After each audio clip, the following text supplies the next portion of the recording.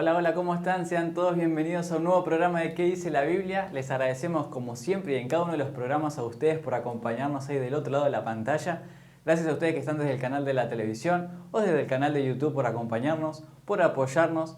Y hablando de apoyarnos y cómo pueden hacerlo, simplemente suscribiéndose a nuestro canal, dándole ahí al botoncito de suscribirse que es totalmente gratis.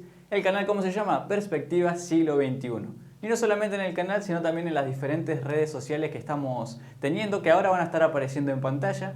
Ahí pueden ir a compartir los reels, las publicaciones que hacemos, pueden seguirnos y también así apoyarnos y poder llevar el Evangelio, ¿no?, a todo el mundo, que es la misión que tenemos encargada. No solamente como en todos los programas no estoy solo, sino también está Matías López que nos acompaña en la explicación de cada uno de los versículos. Mati, ¿cómo estás? Hola Mariano, hola a todos los que están ahí, muchas gracias por acompañarnos, gracias por estar ahí del otro lado. Vamos a empezar ahora una nueva etapa en el proyecto, tienen que estar atentos a lo que les vamos a ir anunciando. Inclusive hasta el formato, el sistema de programas se va a modificar, todo para que podamos predicar el Evangelio de manera masiva. Que podamos alcanzar al mundo entero, que podamos a través de un teléfono, a través de un link, a través de un mensaje, compartir palabras de esperanza. Podamos compartir un mensaje que dice que este mundo se acaba, pero que hay esperanza de un futuro. Que tenemos un futuro por delante que es prometedor. Que no importa qué es lo que pase, Cristo pronto va a volver y va a restaurar aquello que se rompió por el pecado.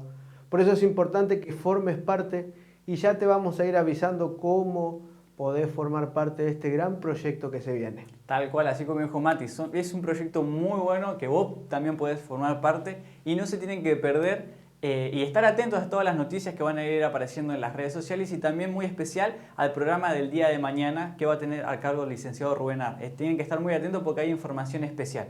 Pero ahora sí, espero que hayas buscado tu Biblia porque ahora vamos a empezar con el programa. Y el título del programa de hoy es Jesús y el destino del mundo.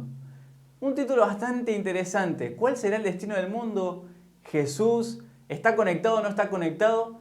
¿Qué pensás, Mati, de esto? ¿Qué nos puedes decir? Y creo que no es algo que nunca escucharon, ¿no?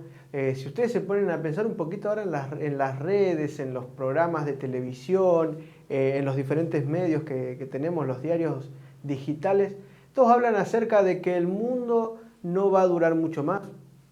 Inclusive he escuchado decir que según expertos no le dan más que 2 años más, que en el 2025 va a haber una catástrofe. Otros hablan de que, por ejemplo, no sé en el lugar del país o del mundo en el que estés, pero aquí en Entre Ríos, donde estamos, en Argentina, se está viviendo uno de los veranos más calurosos de la historia, perdón, uno de los inviernos más calurosos, un invierno en pleno agosto con 30 grados, que la verdad no se entiende. Y bueno, muchos hablan del calentamiento global, de la pérdida de los recursos naturales. La NASA se encarga de enviar elementos al espacio para encontrar vida en otros planetas. ¿O no escucharon ustedes hablar de Marte y la investigación? ¿Qué es lo que va a pasar? ¿Hacia dónde vamos? ¿El futuro qué nos depara? Y eso es de lo que queremos hablar hoy. Y por eso la primera pregunta de hoy, Mariano. Dice así, ¿cuál es la realidad del mundo? ¿Cuál es la realidad? O sea, en el mundo en el que estamos. ¿Por qué estamos como estamos? ¿Y esto se puede arreglar? ¿Podemos luchar para que este mundo mejore? Fíjense lo que dice el primer versículo que vamos a compartir en Salmo 51. He aquí, en maldad he sido formado, y en pecado me concibió mi madre.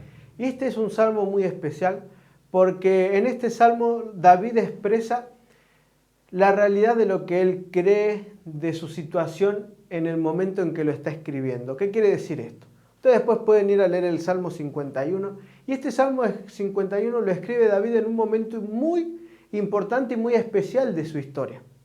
El profeta Natán ya lo había visitado y había revelado y se había descubierto lo que había pasado con Betsabé, ¿no? Él fue, podríamos decir, increpado por Dios a través del profeta para revelar cuál era su error, qué era lo que estaba haciendo, y él lo reconoce. Y en ese momento de angustia, de arrepentimiento, de dolor, escribe este salmo. Y una de las cosas que dice que en maldad he sido formado y en pecado me concibió mi madre. Esto quiere decir que la realidad que existe en este mundo, todo lo que sucede a nuestro alrededor, es la consecuencia de que un día Adán y Eva pecaron. Que un día nuestros padres antecesores decidieron desobedecer a Dios, no escuchar el consejo, desestimar la voluntad de Dios y hacer la suya. Quiere decir que todo lo que sucede desde Adán y Eva en adelante no es la voluntad de Dios, pero sí nos deja por entendido y asentado de que todo esto es consecuencia del pecado. Y el profeta, el rey David dice, en maldad he sido formado, entendiendo de que desde Adán y Eva para acá todo va de mal en peor. Que la realidad, la tendencia de la humanidad es a rebelarse contra Dios. Que la tendencia natural de todos los seres es alejarse y rebelarse contra su Creador. Y en esa realidad estamos viviendo. En un mundo donde ya cada vez Dios es más dejado de lado, cada vez más. Donde hablar de Dios muchas veces causa rechazo. Pero tenemos que quedarnos ahí. Fíjense lo que dice el Pablo en Romanos 8 del 20 al 22. Porque la creación fue sujeta a vanidad, no por su propia voluntad, sino por causa del que la sujetó en esperanza. Porque también la creación misma será libertada de la esclavitud de corrupción a la libertad gloriosa de los hijos de Dios. Porque sabemos que toda la creación gime a una, y a una está con dolores de parto hasta ahora. Y fíjense que el mundo sufre las consecuencias del pecado de la humanidad. Sí, dice, porque la creación fue sujeta a vanidad. El hombre pudo decidir. Dios le dio la facultad para poder elegir lo correcto y lo incorrecto, obedecer o obedecer. El amor de Cristo, la esencia es la libertad hacia sus criaturas. Y libremente Adán y Eva eligieron pecar. Entonces, la consecuencia del pecado no solamente se vio reflejada en la humanidad, en Adán y Eva, sino también en toda la creación. Debido al pecado, la naturaleza se transformó. Donde había flores majestuosas, ahora había cardos y espinas. Donde los frutos brotaban por todos lados, ahora hay que labrar la tierra para lograr uno o dos. Donde había una primavera eterna, ahora de repente hay calores sofocantes y fríos polares. Lo que era una llanura vasta donde se podía pasear, ahora hay acantilados, precipicios.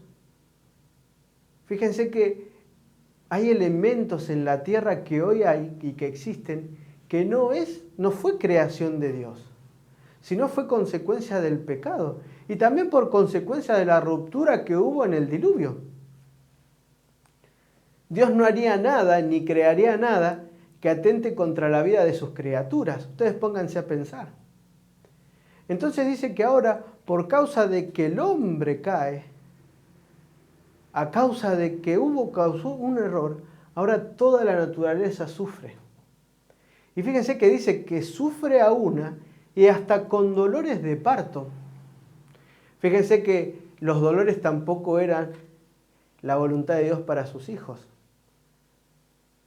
Como consecuencia del pecado le dice Dios a Eva, con dolores concebirás y darás a luz, ¿no? Y los dolores de parto nunca los voy a poder vivir, pero se dice que son uno de los peores dolores, ¿no?, que las mujeres pasan durante su vida. Y se compara esa clase de dolor con el dolor de la naturaleza. O díganme ustedes, esto que hablábamos del calentamiento global, o esto que hablábamos de los recursos, la explotación minera, la contaminación de los océanos. Los animales sufren las consecuencias del mundo en el que estamos viviendo. El otro día estaba viendo un documental y veía que animales en medio de una isla remota en la Atlántica, ahora la mitad no sobrevivía a su desarrollo de la juventud, diríamos, no porque había depredadores naturales, sino porque sin querer se alimentaban de plásticos y eso los hacía morir. La humanidad arruina todo lo que toca. Y ese mundo creado por Dios ahora está corrupto. Pero no porque Dios lo haya querido, sino porque tanto la humanidad como el mundo van en declive. ¿O ustedes piensan que yo estoy hablando locuras? Pónganse ustedes a pensar, a mirar. Pónganse ustedes a por ahí investigar un poquito del tema y vean y dense cuenta de la realidad. No nos vayamos a océanos, no nos vayamos a estudios, sino en sus alrededores. Las estaciones del año cada vez se distinguen menos. Cada vez hay menos diferencia entre el invierno y el verano. Cada vez hay mayores sequías y en lugares mayores inundaciones. Cada vez hay más terremotos, tormentas más poderosas. Fíjense la realidad. Y no estamos hablando acá de fábulas, sino de hechos concretos. Por eso es importante entender la realidad. Y esto no se trata de ser alarmista o de preocupar o generar pánico, sino de hacernos comprender la realidad que estamos viviendo hoy. La causa de por qué sucede lo que sucede y hacia dónde vamos. Fíjense lo que dice Isaías 24 del 4 al 6. Se destruyó, cayó la tierra. Enfermó, cayó el mundo. Enfermaron los altos pueblos de la tierra, y la tierra se contaminó bajo sus moradores, porque traspasaron las leyes, falsearon el derecho, quebrantaron el pacto sempiterno. Por esta causa la maldición consumió la tierra, y sus moradores fueron asolados. Por esta causa fueron consumidos los habitantes de la tierra, y disminuyeron los hombres. ¿Era la voluntad de Dios nuestra actualidad? No. Fíjense que se destruyó, cayó la tierra, cayó el mundo. Habla acá de que tanto la humanidad como la tierra cada vez va más en declive. Fíjense que habla hasta de que se enfermaron los altos pueblos de la tierra, hablando de que acá no estamos hablando de alguna clase social específica, hasta los más encumbrados están corruptos. Y díganme si no es así. La tierra, dice, se contaminó bajo sus moradores.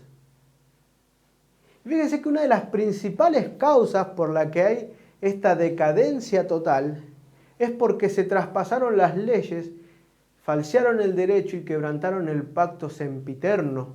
¿Y qué es el pacto sempiterno o el pacto eterno? Es aquel pacto que tiene que ver con el compromiso del Señor de restaurar la raza caída.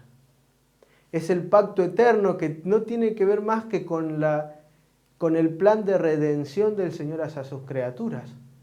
Ustedes saben que el pacto tiene dos elementos o se lo caracteriza por tener dos momentos importantes.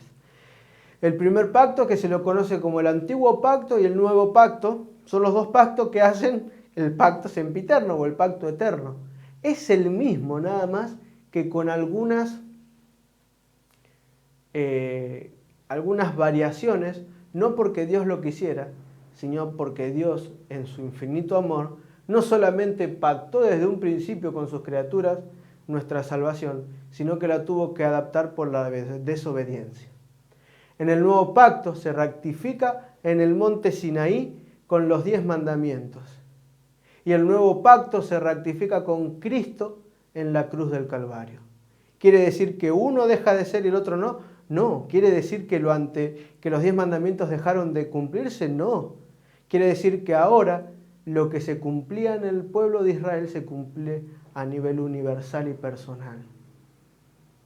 ¿Y esto es porque Dios es cambiante? No. Es porque el pueblo de Israel tenía una misión que cumplir. Ellos tenían una función primordial de ser los embajadores de Cristo en la tierra, pero sin embargo, aquel pueblo escogido decidió ir en contra de su propio Creador, a tal punto de quitarle la vida al Hijo de Dios. Y Cristo, en su infinito amor y sabiduría, decidió aceptar esa muerte, vivir una vida llena de angustia y de dolor, para que sus criaturas algún día puedan volverse a reencontrar con su Creador. que esa relación rota por el pecado, esa separación dolorosa que causó la desobediencia de Adán y Eva, algún día se pueda restaurar. Y díganme ustedes si no tenemos un Dios de amor que dio hasta la vida de su propio Hijo para que nosotros, seres concebidos en pecado, con tendencia hacia el mal, tengamos la oportunidad de un futuro mejor. ¿Y qué dice Romanos 7, 14 y 15, Mariano? Porque sabemos que la ley es espiritual, mas yo soy carnal, vendido al pecado. Porque lo que hago no lo entiendo, pues no hago lo que quiero, sino lo que aborrezco. Eso hago. Y acá tenemos a un Pablo, podríamos decir, más humano que nunca, entendiendo y reflejando la realidad de cada uno de nosotros. Nosotros entendemos que necesitamos algo mejor y obedecer la ley de Dios para poder adaptarnos y aceptar la vida eterna. Pero dice Pablo, porque lo que hago no lo entiendo. No lo entiende Pablo porque acá está diciendo, yo sé que está mal desobedecer a Dios. Yo sé que por ahí hay algún pecado que tengo que no lo puedo soltar. Pero lo que quiero hacer no puedo, porque así como David expresaba en pecado fui concebido, Pablo tenía esa misma tendencia hacia el mal. Pues no hago lo que quiero, sino lo que aborrezco, eso hago. Esto nos da, como algunos pensarían, carta libre para actuar como queremos, total Dios nos va a entender. No, de ninguna manera. Sino esto nos sirve para entender que nosotros, por nuestra tendencia natural, heredamos de Adán y Eva nuestra tendencia hacia el mal, hacia el pecado. No el pecado en sí de ellos, sino la degradación moral por el mundo en el que estamos inmersos. Y quizás vos que me estás viendo estás luchando con algún pecado que no podés soltar. Quizás hay algo que sabés que estás haciendo mal y que quizás crees que nadie te ve, pero el Señor te ve y te conoce. Y acá no se trata de juzgar a nadie, sino de entender la realidad. Necesitamos salir del pozo donde estamos. Dios necesita un pueblo victorioso, pero ese pueblo victorioso no va a empezar a marchar hasta que no reconozca su condición actual. Dios nos está invitando a que dejemos todo aquello que nos separa y todo aquello que nos impide cumplir con su voluntad. Quizás esa tendencia que decimos no, porque la heredé de mi papá, de mi mamá, es momento de romper esa cadena. Porque en Cristo hay victoria y en el Evangelio hay poder para salir adelante. Y este mundo, si nosotros nos guiáramos solo por este mundo y lo que nos dice la naturaleza, no tendríamos oportunidad de salir adelante. Pero Dios en su infinito amor nos invita a que podamos avanzar y avanzar hacia una nueva tierra. Otra condición de lo que pasa hoy, Mariano, siguiente pregunta. Dice así, ¿qué pasa en las religiones hoy? Si la decadencia moral es para todos, ¿qué pasa? ¿Por qué hay tantas religiones? ¿Alguna vez te pusiste a pensar, Mariano, por qué si hay una sola Biblia hay tantas religiones? Sí, eso es lo que me parece medio raro. O también, si es un solo Dios, ¿por qué existe tantas religiones en la vida? Exactamente, entonces, ¿cuál es la realidad? ¿Por qué hay tantas? ¿En la religión en la que estoy es la correcta o no? Vamos a ver algunas cositas que son importantes para entender este mensaje que queremos compartir hoy. Fíjense que dice Jeremías 6, 13 y 14. Porque desde el más chico de ellos hasta el más grande, cada uno sigue la avaricia. Y desde el profeta hasta el sacerdote, todos son engañadores. Y curan la herida de mi pueblo con liviandad, diciendo, paz, paz, y no hay paz. Y fíjense que acá está hablando al pueblo de Israel. Ese pueblo que había sido elegido por Dios. Ese pueblo que el sacerdocio había sido instituido por Dios. Dios mismo le había dado las instrucciones a Moisés de cómo ellos debían ser, cuál era la verdadera religión, y el mismo pueblo se encargó de corromper aquello que Dios le había dado. Porque desde el más chico hasta el más grande nadie se escapa, todos siguen su propia avaricia. Y desde el profeta hasta el sacerdote todos son engañadores, dice. Y acá está hablando de la realidad del pueblo judío, del pueblo de Israel. Es el profeta Jeremías que le habla a su propio pueblo. Esto sucede previo a ver, antes de decirlo, en la condición del pueblo, ¿en qué etapa del desarrollo de la historia se encuentra esta profecía o este mensaje del profeta Jeremías? En otras preguntas, a ver, mientras te la digo, a ver, pensalo ahí. ¿Cuál fue el método que utiliza Dios para que esto se corte y cambie y el pueblo vuelva a Dios? A ver, pensalo. Y si por ahí lo pensaste, sí. Lo que utiliza Dios es la deportación de Babilonia. Jeremías es un profeta que le habla a su pueblo en el tiempo previo a la deportación de Babilonia. Lo que encontramos, por ejemplo, en Daniel 2. Entonces, fíjense que le está hablando a su propio pueblo. ¿Y ustedes creen que hoy es diferente? Hoy la religión no pasa de ser un lugar de esperanza a que ya es un lugar donde nos vacían los bolsillos. No hay pastores, profetas, sacerdotes que en vez de enseñarnos lo que Dios quiere, nos enseñan lo que ellos quieren. ¿No les pasa que a veces uno ya no sabe en quién confiar? ¿En quién tenemos que confiar? Estamos en un mundo donde la información está a un clic de distancia, a un escroleo de WhatsApp, de Instagram. Entonces, en este mundo donde la información está tan al alcance de todos y en realidad donde estamos cada vez más desinformados, ¿cómo saber qué es lo que es verdad? Fíjense lo que tiempo después el mismo Jesús le dice a su propio pueblo.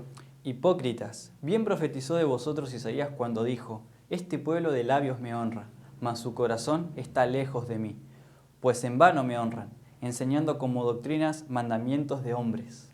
Y acá estaban hablando acerca de que hubo varias acusaciones de los fariseos hacia Jesús y sus discípulos. Pero en este momento era uno de que se quejaban porque los discípulos no seguían la tradición, porque no se lavaban las manos antes de comer. Y Jesús, hablando acerca de una realidad, les dice a estos fariseos: bien profetizó de vosotros Isaías, otro profeta que el mismo Dios. Parece que Dios no se cansa de llamarlos, ¿no? Y uno dice, bueno, ¿cuántos profetas mandó Israel? Jesús mismo fue, qué cabeza dura, ¿por qué no escucharon, no? Y yo me pongo a pensar, ¿no? ¿A cuántas personas Dios habló para que hable conmigo? ¿O de cuántas maneras Dios me llamó y yo todavía sigo siendo un cabeza dura? Este pueblo solo de labios me honra. Y acá tenemos que entender algo, hay muchas religiones, hay muchos que dicen ser cristianos, pero solamente pocos hablan lo que predican. Una de las cosas de las cuales culpa Jesús a su propio pueblo es de tener una religión que le importaba más la forma que la esencia, donde era más importante una tradición que el verdadero mandamiento. Y para que entendamos un poquito y nos pongamos un poquito, déjame explicarte cómo funcionaba a grandes rasgos esto. El pueblo de Dios tenía los 10 mandamientos, que ellos lo consideraban como puros, que es lo que Dios había dado. Es correcto eso. Pero ellos, para no corromper estos 10 mandamientos, habían hecho una serie de preceptos que si cumplían esos preceptos, por decantación nunca iban a romper los mandamientos. Y de repente, de 10 mandamientos, tenían ahora más de 1000 preceptos. Y todos ellos los tenían que cumplir. Y a ellos les importaba más cumplir un precepto, guardar una forma, que servir en esencia a Dios. Y de eso está acusando a esto. Y quizás hoy vos tenés y conocés a cristianos que son muy buenos cristianos de la boca para afuera, pero que al momento de la verdad poco representan al Dios a quien dicen seguir. Y esto puede suceder, y esto sucede en todos lados, en todo el mundo es así. Y Cristo ya lo dijo. Y fíjense lo que dice Oseas 6, 6 y 7. Porque misericordia quiero y no sacrificio, y conocimiento de Dios más que holocaustos. Mas ellos, cual Adán, traspasaron el pacto, allí prevaricaron contra mí. Y otra vez se habla del pacto, otra vez se habla de Adán. Y otra vez les dice el profeta, ahora a través del profeta Oseas, Dios le dice a su pueblo, quiero misericordia, no sacrificio, conocimiento de Dios, no holocausto. Al pueblo de Israel le importaba más las formas que la esencia. Y la misericordia era la manera tangible de decir que somos hijos de Dios, que somos cristianos. La misericordia es el cristianismo hecho práctica. Y muchas veces escuchamos hablar de religiones donde solo estudian y hablan pero no ponen en práctica. Esa no es la voluntad de Dios. Sino, fíjense lo que dice Jesús mismo, hablándole ahora a los fariseos, en Mateo 23, del 27 y 28. Ay de vosotros, escribas y fariseos hipócritas, porque sois semejantes a sepulcros blanqueados, que por fuera, a la verdad, se muestran hermosos, mas por dentro están llenos de huesos de muertos y de toda inmundicia. Así también vosotros por fuera, a la verdad, os mostráis justos a los hombres, pero por dentro estáis llenos de hipocresía e iniquidad. Cuánto amor, ¿no? Y este texto es sacado de uno del último, podríamos decir, discurso público de Cristo en el templo. En este capítulo, en Mateo 23, Jesús les dedica un capítulo entero, el capítulo entero está dedicado a Jesús refiriéndose a la religión que practicaban los fariseos. Y fíjense cómo los llama hipócritas. Y saben, en aquel entonces estaban cerca de una de las fiestas, por eso Jesús estaba en Jerusalén. Y el pueblo judío, ustedes si quieren después pueden ir al libro de Levítico, tenía un trato muy especial con respecto a los muertos y el contacto que tenía que haber con los muertos. El contacto con el cuerpo ya sin vida, no un contacto con los espíritus, eso ya lo hablamos de eso. Pero ellos tenían un protocolo muy especial para no contaminarse. Tocar a un muerto era sinónimo de contaminación. Es más, en aquel entonces el sumo sacerdote, primero les digo algo, los únicos que podían tener contacto con el muerto eran familiares directos, ¿sí? Nadie de afuera podía tocar al muerto, solo los familiares directos y después tenían que pasar un proceso de purificación. Ahora, el sumo sacerdote no podía tocar ni siquiera a sus propios parientes, porque tocar a un muerto era considerarse inmundo.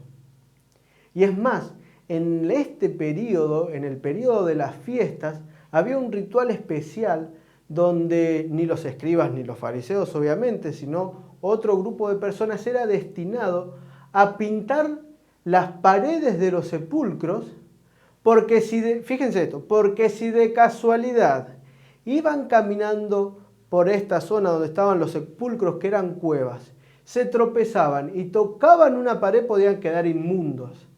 Entonces había gente que se encargaba de pintar estas paredes, estas rocas, para que si pasara esto no se contaminaran.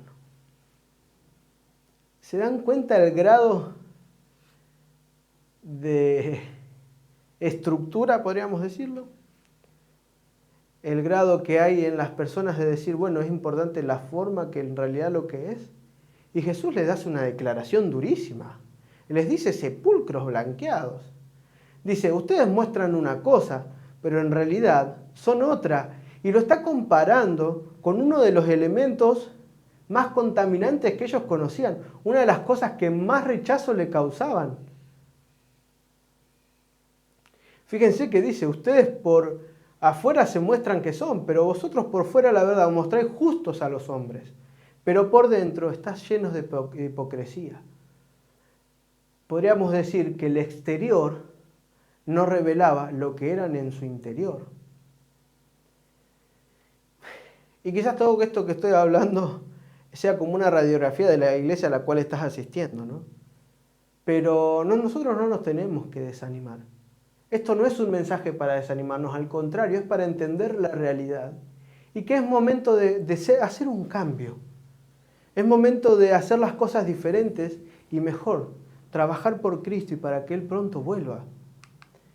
Fíjense lo que dice el siguiente texto. A la ley y al testimonio. Si no dijeren conforme a esto, es porque no les ha amanecido. Y si vos querés saber si la religión en la que estás es la verdadera, si lo que estás escuchando en el video de quien sea es el verdadero, este es uno de los principales elementos que hay que tener en cuenta. Acá el profeta Isaías dice a la ley y al testimonio, hablando él directamente de la Torá, porque en el momento en el que escribe Isaías, la Biblia escrita, por así decirlo, alcanzaba con la ley de Moisés, ¿no? Los 5 primeros libros. En realidad, cuando habla la ley en nuestros días, tenemos que hacer alusión a la Biblia entera, de Génesis hasta Apocalipsis. No solo el Nuevo Testamento o no solo el Antiguo, toda la Biblia en su totalidad. Si no le dijere conforme a esto, si eso que estás escuchando, si eso que estás comprendiendo quizás, no va acorde a lo que dice la Biblia, es porque no es por ahí. Y si lo que escuchás, que te están enseñando, solo va acorde a lo que dice un versículo, pero va en desacuerdo con todos los otros, tampoco es por ahí. En la Biblia vos tenés que entender que hay una armonía. Es el principio del protestantismo que se acuña en todas las iglesias protestantes, que tienen eso de que la Biblia y solo la Biblia, sola escritura y tota escritura. La Biblia se explica a sí misma, es su propio intérprete. Y lo que leemos tiene la misma coherencia desde Génesis hasta Apocalipsis. Ninguna parte de la Biblia es desestimada. Entonces, una de las principales cosas que tenemos que tener en cuenta es que lo que estás aprendiendo va acorde a la Biblia. Eso que te están enseñando, eso que estás aprendiendo, va acorde a la Escritura. ¿Está corroborado con un escrito? ¿Está? Ahora vos, que quizás te gusta enseñar, ¿estás enseñando conforme a lo que dice la Biblia y no lo que a vos te parece? Fíjense lo que dice Juan 13, 34 y 35. Un mandamiento nuevo os doy, que os améis unos a otros, como yo os he amado, que también os améis unos a otros. En esto conocerán todos que sois mis discípulos, si tuvieseis amor los unos con los otros. Y la misericordia tiene que ver con un nuevo mandamiento que nos dio Jesús.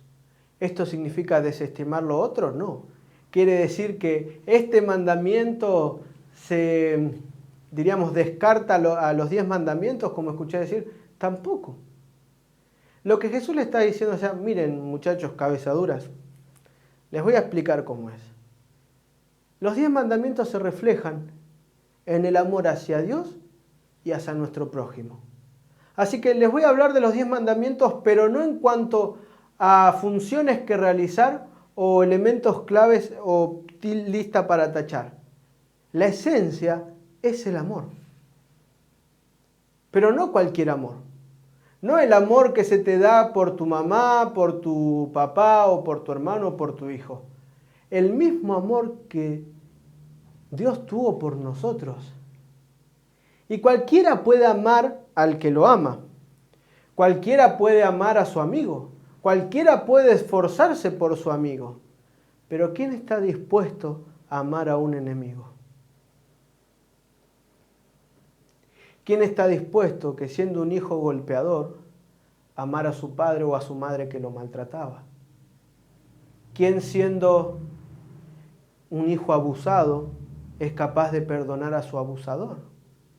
¿Quién es capaz de perdonar a aquel que lo lastimó? ¿Qué cónyuge es capaz de perdonar a su ex? ¿Se dan cuenta que es fácil hablar de amor y hablar de cristianismo, pero qué difícil es ponerlo en práctica? Porque todo muy bonito, sí, hay que amar a todos, pero a la realidad, no, yo con este no me junto. Si le pasa algo, y por algo será, andaba en cosas raras. Y hablamos mucho de ser cristianos y de sentirnos superiores, pero al momento de la realidad hacemos aguas. En esto conocerán a todos que son mis discípulos, en que si tuviereis amor los unos por los otros. Porque de nada sirve leer la Escritura y fundamentar nuestra vida en la palabra de Dios si no sentimos amor por el prójimo.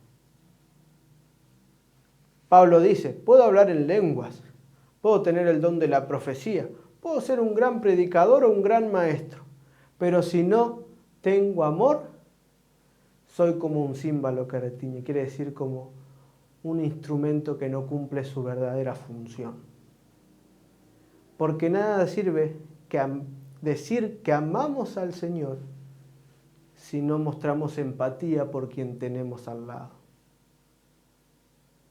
Y este es el verdadero cristianismo.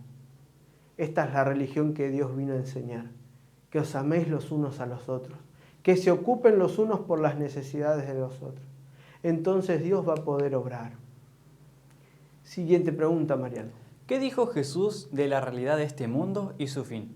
Ya vimos un poquito que este mundo va en decadencia, que las religiones también, que hay religiones quizás que enseñan bien, quizás que se guardan formas, que cómo es todo, a qué tenemos que prestarle atención.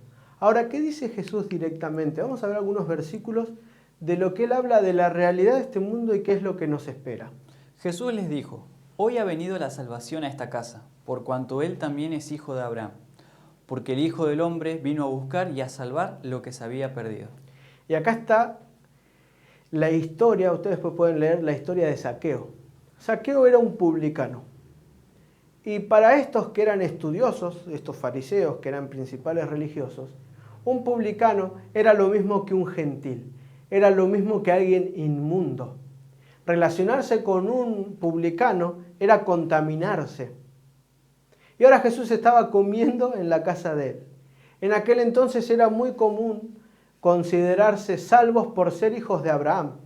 Entonces, creían que ser descendientes de Abraham era el pasaporte para el reino eterno. Y una de las cosas con las cuales acechaban o iban en contra de aquellos que eran gentiles, o en este caso los publicanos, era decirles que ya no eran hijos de Abraham. En otras palabras, ser un publicano, un recaudador de impuestos, que no eran nenes de mamá, eran estafadores, que se encargaban y se enriquecían de manera ilícita, que podríamos decir cambiaban su casa por casas mejores, estafando a sus compatriotas, eran considerados peores que los gentiles, personas inmundas. Y ahora Jesús hablando con alguien que era indeseable para la sociedad, y le dice, el Hijo del Hombre vino a buscar y a salvar lo que se había perdido. Jesús vino a dar una nueva oportunidad en un mundo quebrantado por el pecado.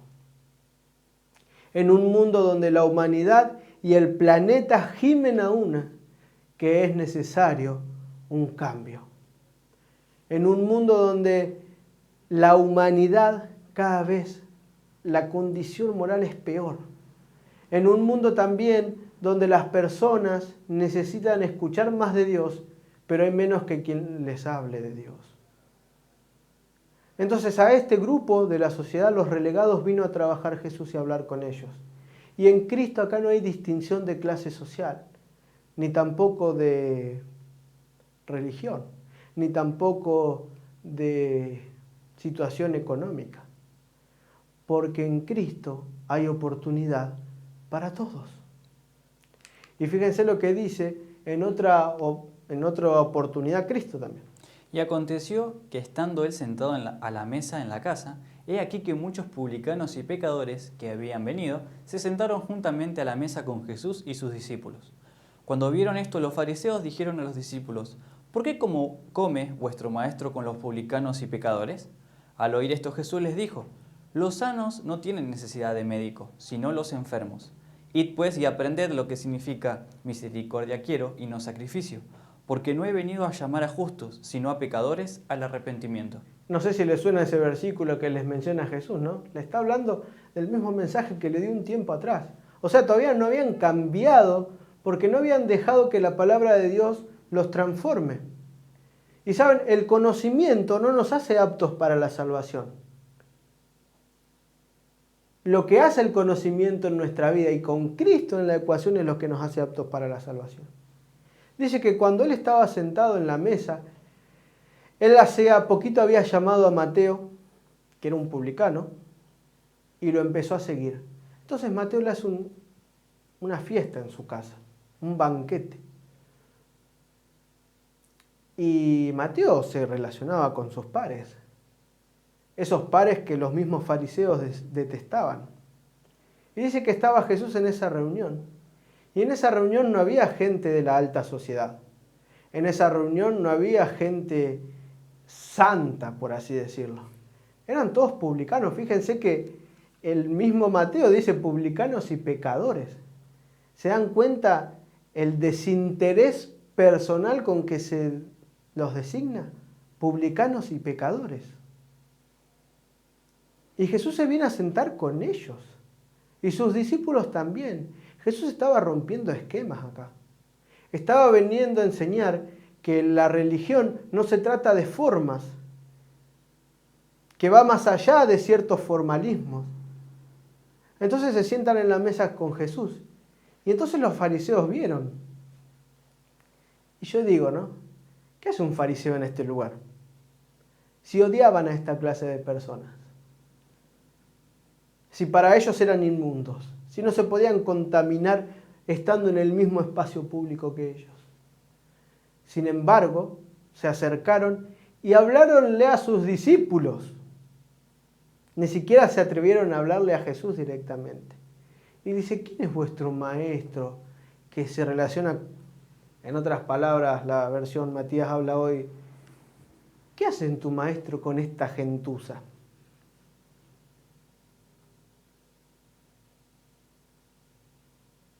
Hay abusadores, hay drogadictos, hay alcohólicos. ¿Por qué Jesús está con ellos? Porque los fariseos tenían mucho conocimiento de la verdad, pero conocían poco a quien la había inspirado. Había mucho conocimiento de las Escrituras, pero habían puesto poco en práctica. Y esto no es, como dije hoy, una carta abierta a ir en contra del Señor o a hacer lo que me parece, total Dios me perdona, sino a la realidad. El Evangelio es un mensaje de nueva oportunidad. El Evangelio tiene que llevarnos a predicar de que Cristo pronto va a restaurar esto que se rompió. De que no tenemos tiempo que perder y que hay que predicar. ¿Hasta cuándo vamos a seguir dudando? ¿Hasta cuándo vamos a seguir en la nuestra, preocupándonos por nuestros propios intereses y olvidándonos de lo que Dios nos encomendó? Porque Jesús no vino a llamar a los justos, sino a pecadores al arrepentimiento. Y saben, muchas veces nos sentimos como estos pecadores, estas personas que somos indignas del Señor, y amén por eso, porque somos todos indignos. El problema es cuando nos consideramos justos y creemos que no necesitamos nada de Dios para ser salvos. Dios te está hablando en este momento tu corazón, a que entiendas la realidad en la que vos hoy estás pasando. La situación en la que vos hoy estás pasando tiene una salida. Cristo tiene algo mejor para este mundo y para vos. Y fíjense lo que dijo y lo registra Juan en el capítulo 14 del 1 al 3. No se turbe vuestro corazón. Creéis en Dios, creed también en mí. En la casa de mi Padre muchas moradas hay. Si así no fuera, yo os lo hubiera dicho. Voy pues a preparar lugar para vosotros. Y si me fuere y os prepare lugar, vendré otra vez y os tomaré a mí mismo, para que donde yo estoy, vosotros también estéis. ¿Se dan cuenta que Jesús vino a morir, pero también fue al cielo a prepararnos un lugar? Y Jesús está diciendo, no se turbe vuestro corazón. Él te está diciendo, mira, la vida no es fácil, pero hay algo más detrás de este mundo. El mundo no se acaba con tus problemas. Hay esperanza. En la casa de mi Padre, en el cielo, hay muchas moradas. Y es más, vamos a preparar más. Estoy yendo a preparar un lugar para que compartamos. Y si me voy, y te aseguro que voy a preparar un lugar, voy a volver. No voy a dejar la casa vacía en el cielo. No era mi voluntad todo esto que estamos pasando. No era la voluntad de Dios que sufras lo que estás sufriendo, que padezcas esa enfermedad que hoy estás padeciendo. La voluntad de Dios era otra. Pero el pecado interrumpió en la vida de su criatura y de su creador, en esa relación. Entonces Él ahora viene a restaurar eso que se rompió. Y hay un trabajo que hacer. Hay una misión que cumplir. Dios nos puede utilizar, pero nosotros en vez de ponernos en lugar de pecadores nos ponemos en lugar de justos. Al igual que los fariseos de aquella época, creemos que somos mejor que los demás porque tenemos menos pecados. Cuando en realidad nadie es tan justo como para no permitir que el Señor interceda en su corazón o no necesitar la mediación de Cristo. Cristo va a preparar un lugar. Cristo va a decirte y Él te va a mostrar que esta no es la realidad que Él quiere para vos. Que es muy poco lo que de este mundo te ofrece como para darte una vida gozosa. Que es muy efímero todo lo que pasa en este mundo como para aferrarnos a Él. Que aunque hoy está la situación negra, aunque hoy parece que no hay solución, hay algo mejor. Cristo promete que cuando se fue, iba a volver. Entonces, ¿qué dice la Biblia sobre esto? Mariano, la última pregunta con la que vamos a compartir hoy. Dice así, ¿qué le espera a este mundo? ¿Y qué le espera a este mundo, no? ¿Cuántas personas no pueden dormir porque no saben qué va a deparar su futuro? ¿Cuántas personas no pueden conciliar el sueño porque piensan que va a haber una catástrofe, que vamos a perecer todos? ¿Esto va a ser así? Fíjense que dice Génesis 9 del 11 al 13. Estableceré mi pacto con vosotros, y no exterminaré ya más toda carne con aguas de diluvio, ni habrá más diluvio para destruir la tierra.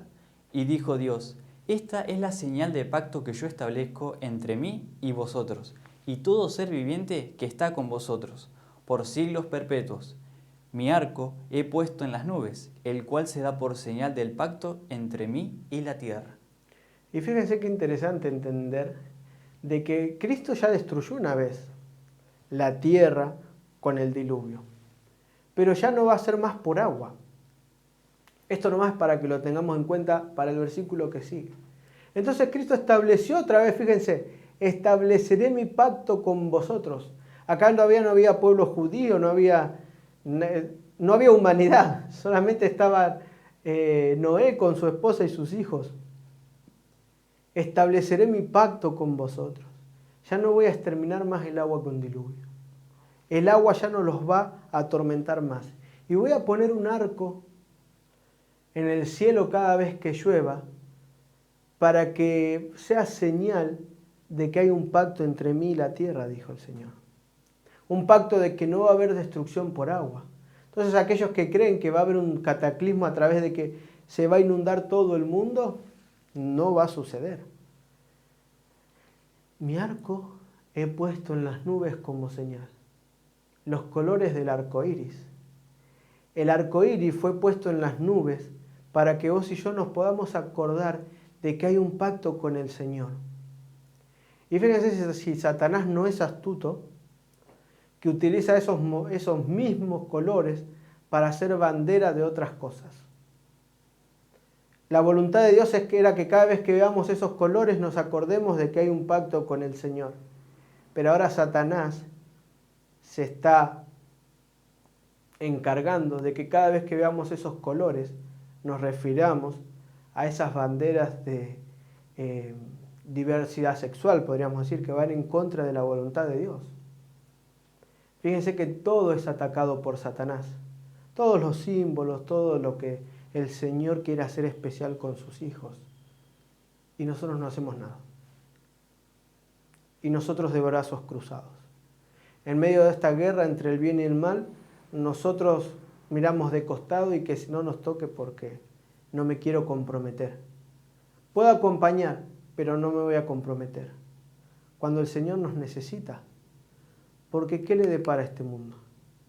¿Qué dice 1 de Pedro 3:10? Pero el día del Señor vendrá como ladrón en la noche, en el cual los cielos pasarán con gran estruendo, y los elementos ardiendo serán deshechos, y la tierra y las obras que en ella hay serán quemadas. Interesante. La destrucción no será por agua, pero sí por fuego. Quiere decir que este mundo, que está en decadencia, pronto será purificado. Y como siempre te digo, cuán pronto no te lo puedo decir, pero mira a tu alrededor. Necesito que mires a tu alrededor y que veas las cosas que están pasando. La realidad de la humanidad, la realidad del mundo. ¿Cuánto falta para que Cristo venga? Porque el Señor va a venir. Y así como el ladrón no avisa, Cristo va a venir. Y quizás a muchos va a agarrar de improviso. Por eso el momento de preparación tiene que empezar hoy. Por eso es hoy, dice el día de nuestra salvación. Y es más, no solamente hoy, es ahora el momento de tomar la decisión. Porque cuando veas a Cristo venir en las nubes, ya va a ser tarde para tomar la decisión. La decisión tenés que tomarla hoy. Porque Cristo fue muy claro desde el principio. Él te ama y vino a salvar y a rescatar aquello que se había perdido. No solamente la humanidad, sino el planeta. ¿Se dan cuenta que en este mundo donde solamente hablamos de decadencia, de tristeza, de enfermedades y dolor, hay un futuro esperanzador? Porque fíjense cómo lo describe el profeta Isaías. Destruirá la muerte para siempre, y enjuagará Jehová, el Señor, toda lágrima de todos los rostros, y quitará la afrenta de su pueblo de toda la tierra, porque Jehová lo ha dicho.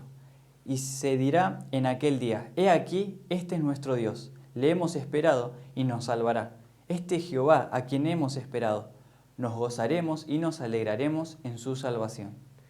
Y mientras el mundo esté convulsionado, mientras haya caos por todos lados, mientras aquellos que decidieron no seguir a Cristo le van a pedir a las peñas que se les caigan, a las rocas que le quiten la vida, para no ver el esplendor de la gloria del Señor, aquellos que decidan pasar el turbión, esta vida difícil, tomados de la mano del Señor, van a tener su recompensa. La muerte no existirá más. El Señor enjugará toda lágrima. Ya no va a haber más afrenta, no va a haber más discusión, no va a haber problemas. Las enfermedades van a estar fuera de la ecuación, porque Jehová lo ha dicho. Este mundo que no va a ningún lugar, Cristo pronto va a venir y lo va a restaurar. Y en aquel día, mientras muchos van a andar corriendo, otros desesperados, otros angustiados, otros atormentados, aquellos que decidieron estudiar su palabra, trabajar en favor del Señor y ponerlo en primer lugar, van a estar gozosos y dirán, aquí este es nuestro Dios. Le hemos esperado y Él nos salvará. Esto que estamos viendo es lo que estábamos esperando. Quizás dudamos, quizás fallamos, pero nos levantamos. Quizás tuvimos problemas y perdimos a la familia, pero aquí estamos en pie. Dios prometió algo mejor y estoy dispuesto a aceptarlo. Porque dice Isaías 65. Porque he aquí que yo crearé nuevos cielos y nueva tierra, y de lo primero no habrá memoria, ni más vendrá el pensamiento. El lobo y el cordero serán apacentados juntos, y el león comerá paja como el buey. El polvo será el alimento de la serpiente. No afligirán ni harán mal en todo mi santo monte, dijo Jehová. Y esto de que la tierra gime, la naturaleza gime con gritos de dolores de parto, no existirá más. Dios no solamente va a restaurar a la humanidad, Dios va a restaurar al mundo. Su propia naturaleza que hoy en día atenta contra ella, la ley del más fuerte, animales comiéndose a otros, va a acabar. La supervivencia va a dejar de existir. Ahora Dios va a crear un lugar donde el mundo va a ser perfecto. El lobo y el cordero se apacentarán. El león y el buey podrán compartir. No va a haber nada en la creación que atente contra sus criaturas. Y vos y yo vamos a dejar de sufrir. Vos y yo vamos a dejar de tener que renegar porque no llegamos a pagar el alquiler. Vos y yo vamos a dejar de sufrir porque vamos a dejar de pelear contra alguna enfermedad. Y de aquello que te trajo dolor y angustia no va a haber más memoria. Solamente te va a dejar y vas a tener que disfrutar de aquí en adelante.